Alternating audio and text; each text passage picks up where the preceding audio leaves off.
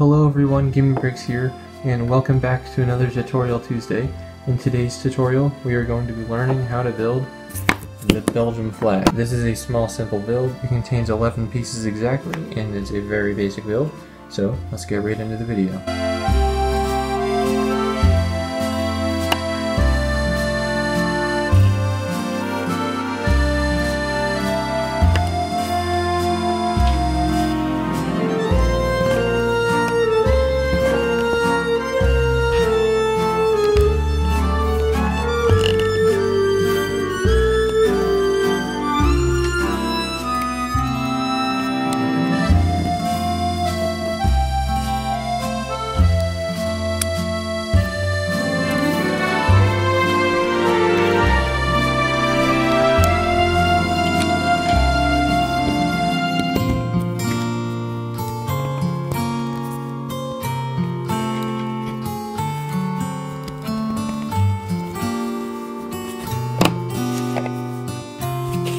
And that's how you build the Belgian flag, everyone. If you did enjoy this video, please be sure to give it a thumbs up, and please consider subscribing so that you don't miss out on the next Tutorial Tuesday.